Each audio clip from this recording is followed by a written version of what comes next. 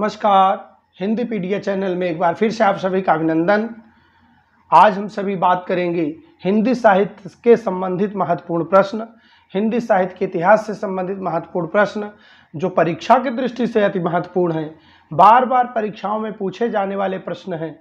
वह कोई भी परीक्षा हो, चाहे आपकी बीएड की परीक्षा हो, टेट की परीक्षा हो, टीजीटी हो, पीजीटी हो, जीआईसी हो, नेट हो, किसी भी परीक्षा में यह बार बार पूछे गए प्रश्न हैं जो परीक्षा की दृष्टि से बहुत ही महत्वपूर्ण है।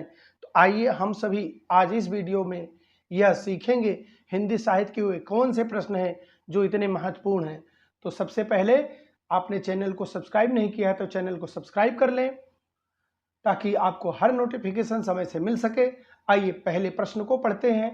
प्रश्न 1, सच्चिदानंद हीरानंद वात्स्यायन अज्ञेय को ज्ञानपीठ पुरस्कार किस रचना पर मिला? सच्चिदानंद हीरानंद वात्स्यायन अज्ञेय को ज्ञानपीठ पुरस्कार किस रचना पर मिला? तो उनकी रचना थी कितनी नावों में कितनी बार। कितनी नावों में कितनी बार। इसी तरह से अन्य रचनाएं भी हैं, अन्य कवि भी हैं। पहले कवि थे पंत, जिनकी रचना पर मिला चिदंबरा पर मिला। इसी तरह से चिदंबरा, इसी तरह से अज्ञेय की रचना, दिनकर की रचना, महादेवी की रचना आदि लोगों को जो ज्ञानपीठ पुरस्कार दिया गया है। हिंदी के किस समाचार पत्र में खड़ी बोली को मध्य देशी भाषा कहा गया है? हिंदी के किस समाचार पत्र में खड़ी बोली को मध्य देशी भाषा कहा गया है? बनारस अखबार। बनारस अखबार में खड़ी बोली को मध्य देशी भाषा कहा गया है। इसी तरह से अगले प्रश्न की बात करते हैं। हिंदी के प्रथम कवि कौन हैं? हिंदी के प्रथम कवि, अगर प्रथम कवि की बात करें, हिंदी के प्रथम कवि कौन हैं? सरहपा। हिंदी के प्रथम कवि सरहपा हैं। अगर हिंदी की प्रथम रचना पूछी जाए तो देवसेन कृत श्रावकाचार। देवसेन कृत श्रावकाचार। हिंदी के प्रथम गद्यकार कौन हैं? जो गद्य लेखक माने जाते हैं, हिंदी के गद्य लेखक कौन हैं? लल्लू लाल को हिंदी का प्रथम गद्य लेखक माना जाता है। इसी तरह से हिंदी के प्रथम गीत लेखक कौन हैं? गीत लेखक की बात करें तो विद्यापति को हिंदी का प्रथम गीत लेखक माना जाता है।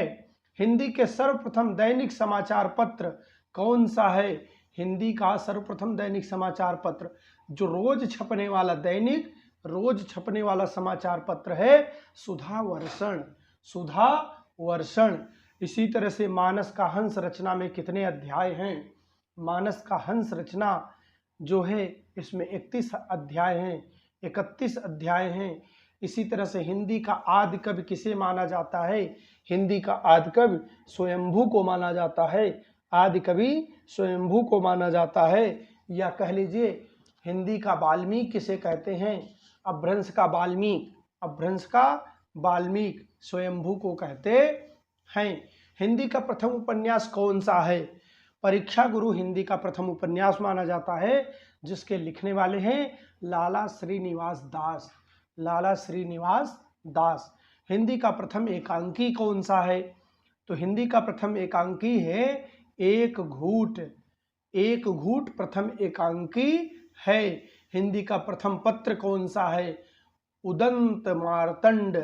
उदंत मार्तंड कलकत्ता से प्रकाशित पंडित जुगल किशोर त्रिपाठी ने इसको प्रकाशित किया, प्रथम संपादक हैं। तो इन्होंने कलकत्ता से जो संपादन कार्य किया, उदंत मार्तंड कलकत्ता से, यह प्रथम पत्र माना जाता है, हिंदी का प्रथम पत्र माना जाता है। हिंदी की प्रथम पत्रिका कौन सी है?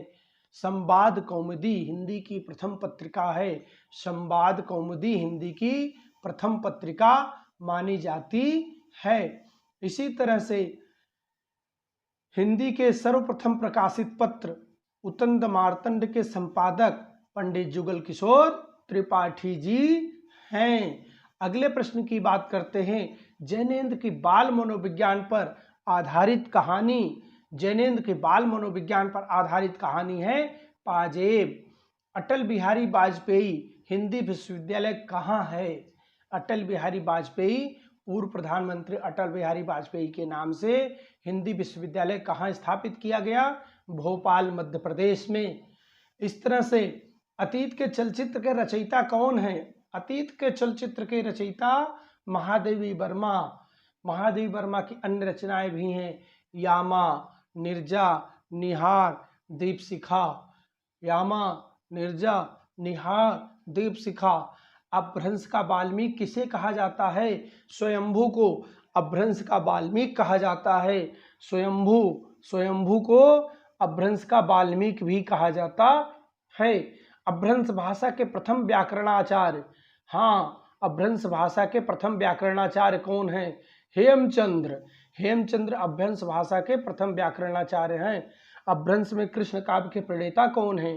अपभ्रंश साहित्य में कृष्ण काव्य के प्रणेता पुष्पदंत जी हैं। कौन है? पुष्पदंत जी। अबला जीवन हाय तुम्हारी यही कहानी, आंचल में है दूध आंखों में पानी। इस तरह से इस पंक्ति के रचना किस रचना से ली गई? उपयुक्त पंक्तियां किस काव्य की हैं? यशोधरा से है। उपयुक्त पंक्तियां यशोधरा से है। अबला जीवन हाय तुम्हारी यही कहानी, आंचल में है दूध और आंखों में पानी। इस तरह से ज्ञान बोध के रचनाकार कौन है? ज्ञान बोध रचना के रचनाकार कौन है? ज्ञान बोध रचना के रचनाकार है मलूक दास। एक प्रसिद्ध उक्ति है, अमी हलाहल मद भरे सेत श्याम रतनार, जियत बरत झुक झुक परति जेहि चितवत एक बार। तो इस तरह से अगर इस पंक्ति की बात करें तो प्रस्तुत पंक्ति के रचयिता कौन है? रसलीन। अगले प्रश्न की बात करते हैं। अमीर खुसरो ने किसके विकास में अग्रणी भूमिका निभाई? अमीर खुसरो ने खड़ी बोली के विकास में अग्रणी भूमिका निभाई। अमीर खुसरो ने जिन मुकरियों, पहेलियों और दो सखूनों की रचना की है, उसकी मुख्य भाषा क्या है? उसकी मुख्य भाषा क्या है? खड़ी बोली उसकी मुख्य भाषा है। अवधी भाषा के सर्वाधिक लोकप्रिय महाकाव्य का नाम क्या है? अवधी भाषा का सर्वाधिक लोकप्रिय भाषा क्या है? भाषा में सर्वाधिक लोकप्रिय महाकाव्य है रामचरितमानस, तुलसीदास कृत रामचरितमानस, जिसमें 7 क्या है? कांड हैं। 7 कांड हैं। इस कांडों को क्रम से पूछा जाता है। तो 7 कांड में पहला कांड है बाल कांड, दूसरा कांड है अयोध्या कांड, तीसरा कांड है अरण्य कांड, चौथा कांड है किष्किंधा कांड और 5वां कांड क्या है? सुंदर कांड। और 6ठा कांड क्या है? लंका कांड। और 7वां कांड क्या है? उत्तर कांड। इस तरह से रामचरितमानस में 7 कांड हैं। 7 कांड हैं। तो जिसको आप याद रखेंगे, यह पूछा जाता है। और एक प्रश्न यहाँ महत्वपूर्ण बनता है कि तुलसीदास जी ने कलयुग का वर्णन रामचरितमानस के किस कांड में किया था? तो यहाँ भी उत्तर मिलता है, तुलसीदास जी ने कलयुग का वर्णन रामचरितमानस के उत्तर कांड में किया है। उत्तर कांड में किया है। अशोक के फूल निबंध संग्रह के रचनाकार कौन है? अशोक के फूल निबंध संग्रह के रचनाकार हजारी प्रसाद द्विवेदी जी हैं। हजारी प्रसाद द्विवेदी जी हैं। अष्टछाप के सर्वश्रेष्ठ भक्त कवि कौन है? अष्टछाप के सर्वश्रेष्ठ भक्त कवि हैं सूरदास। अष्टछाप में 8 कवियों का वर्णन है, जिसके प्रस्तोता कवि विट्ठलनाथ हैं। विट्ठलनाथ ने अष्टछाप की स्थापना की, जो वल्लभाचार्य के शिष्य थे। इस तरह से वल्लभाचार्य के 4 शिष्य और विट्ठलनाथ के 4 शिष्य, 8 शिष्यों 8 भक्त कवियों के द्वारा अष्टछाप की स्थापना हुई है। आँख की किरकिरी होना। आँख की किरकिरी होने का क्या अर्थ होता है? आँख की किरकिरी होने का अर्थ होता है अप्रिय लगना। आंसू काव्य के रचयिता कौन है? आंसू काव्य के रचयिता हैं जयशंकर प्रसाद। आंसू काव्य के रचयिता हैं जयशंकर प्रसाद। इस तरह से आंचलिक रचनाएं किससे संबंधित होती हैं? आंचलिक रचनाएं क्षेत्र विशेष से संबंधित होती हैं। आचार्य रामचंद्र शुक्ल ने त्रिवेणी में किन 3 महाकवियों की समीक्षाएं प्रस्तुत की है? आचार्य रामचंद्र शुक्ल ने त्रिवेणी में 3 महत्वपूर्ण कवियों का वर्णन किया है, सूर, तुलसी, जायसी। सूर, तुलसी और जायसी। इसी तरह से आत्मजयी के रचयिता कौन हैं? कुंवर नारायण आत्मजयी के रचयिता हैं। कुंवर नारायण जी आत्मजयी के रचयिता हैं। आत्मनिर्भरता निबंध के रचनाकार कौन हैं? आत्मनिर्भरता निबंध के रचनाकार कौन हैं? बालकृष्ण भट्ट आत्मनिर्भरता निबंध के रचनाकार हैं बालकृष्ण भट्ट। चिंतामणि भाग 1 में कुल कितने निबंधों की संख्या है? कितने निबंध हैं? 17 निबंध हैं। आधुनिक युग की मीरा किसे कहा जाता है? आधुनिक युग की मीरा महादेवी वर्मा को कहा जाता है। आधुनिक युग के चरण कौन माने जाते हैं? आधुनिक युग के चरण रामधारी सिंह दिनकर जी माने जाते हैं। माखनलाल चतुर्वेदी ने सर्वप्रथम किस पत्रिका का संपादन किया? माखनलाल चतुर्वेदी ने सर्वप्रथम प्रभा पत्रिका का संपादन किया। आसमान पर चढ़ाने का अर्थ क्या है? आसमान पर चढ़ाने का अर्थ है अत्यधिक प्रशंसा करना, अत्यधिक प्रशंसा करना। इसी तरह से अगले प्रश्न की बात करते हैं। इतिहास शब्द का शुद्ध विशेषण क्या है? इतिहास शब्द का शुद्ध विशेषण होगा ऐतिहासिक। ऐतिहासिक। ईदगाह कहानी के रचनाकार कौन है? प्रेमचंद ईदगाह कहानी के रचनाकार हैं। उर्दू किस भाषा का शब्द है? तुर्की भाषा का शब्द है। उर्दू खुद तुर्की भाषा का शब्द है। एक नार पिया को भानी, एक पंक्ति है, एक नार पिया को भानी, तन वाको सगरा ज्यों पानी, उसका तन सागर का पानी। यह पंक्ति किस भाषा की है? ब्रज भाषा की यह पंक्ति है। किस भाषा की है? ब्रज भाषा की। एक भारतीय आत्मा किसे कहा जाता है? माखनलाल चतुर्वेदी को एक भारतीय आत्मा के नाम से जाना जाता है। विष्णु प्रभाकर की रचना आवारा मसीहा में शार्दुल का अर्थ है। विष्णु प्रभाकर की रचना आवारा मसीहा में शार्दुल का अर्थ है नई हरी घास से युक्त, नई हरी घास से युक्त।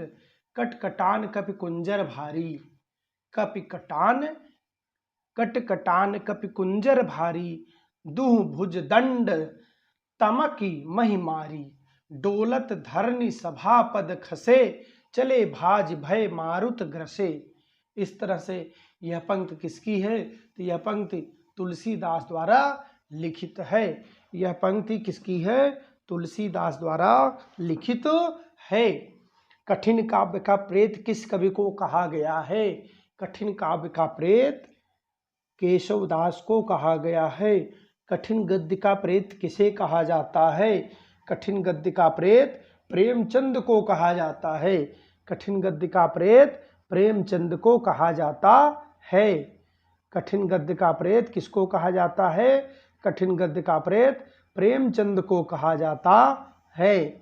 कबीरदास की भाषा क्या थी? सधुक्कड़ी भाषा कबीरदास की भाषा है।